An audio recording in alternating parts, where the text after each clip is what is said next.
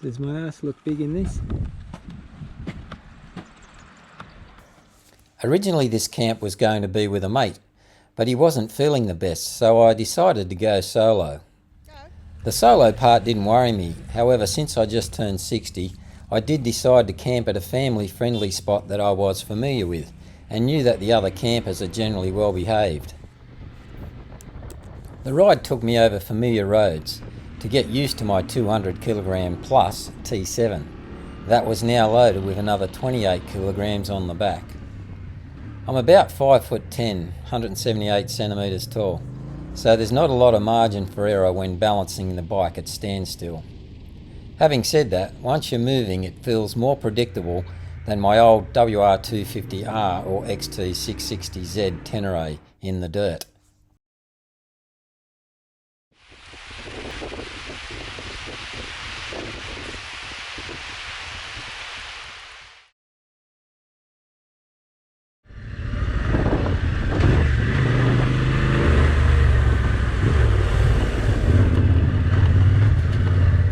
Once I hit the dirt, after only a few kilometres, I started to feel a strange knocking vibration in the front end. I pulled over and checked the front suspension, axle and brakes, and rocked the bike back and forth with the front brake applied and couldn't feel or see anything. So I continued on, feeling safe that my front wheel wasn't about to drop out. But the knocking was still a mystery. At this stage I was sort of blaming the luggage, but couldn't understand why. I did stiffen the rear preload by a few clicks, but that couldn't do it surely. More on this later.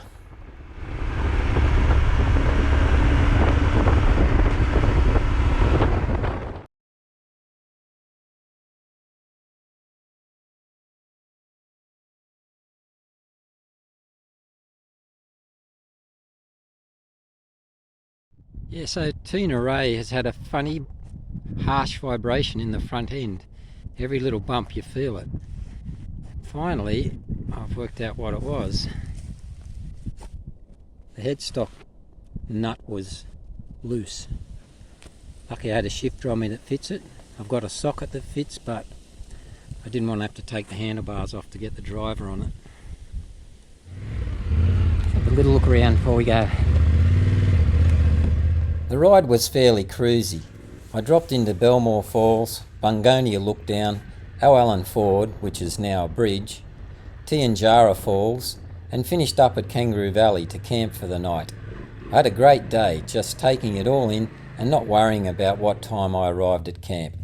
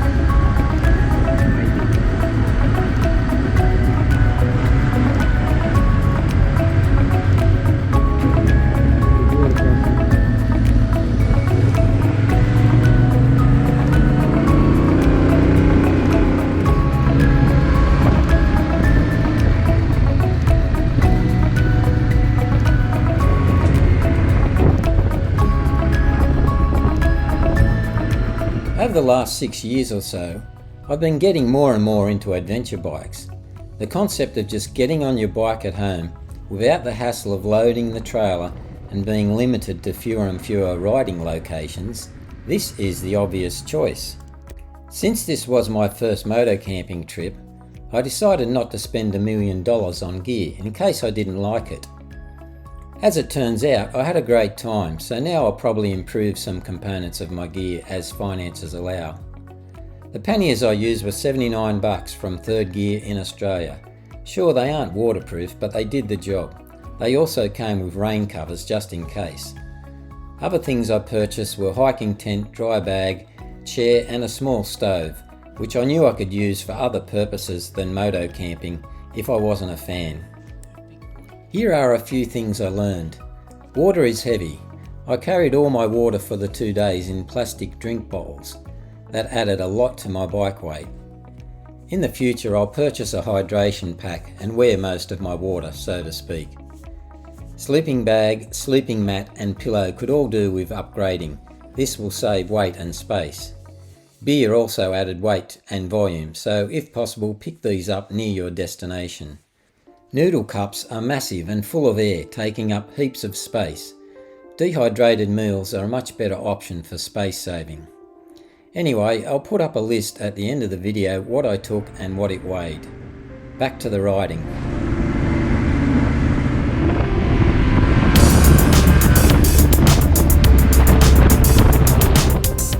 On the second day of my mini trip, I decided to venture south to Coolanderl and Yarwell. I'd have to say the weather was perfect for the whole weekend, and I'm now officially a moto camping convert.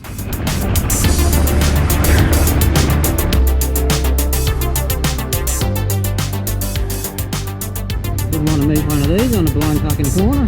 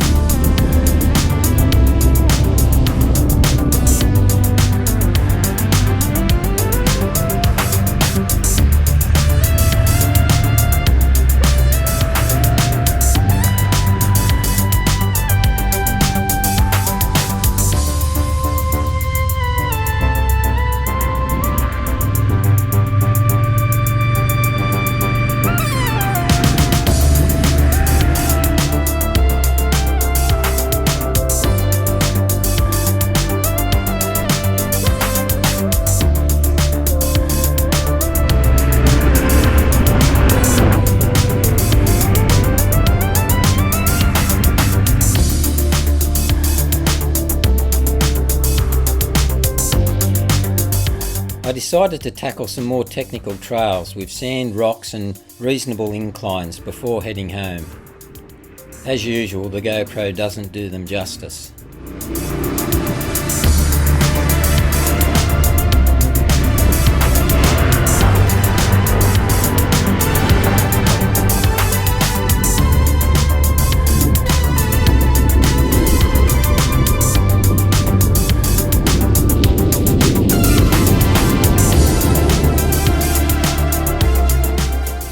Thanks for watching.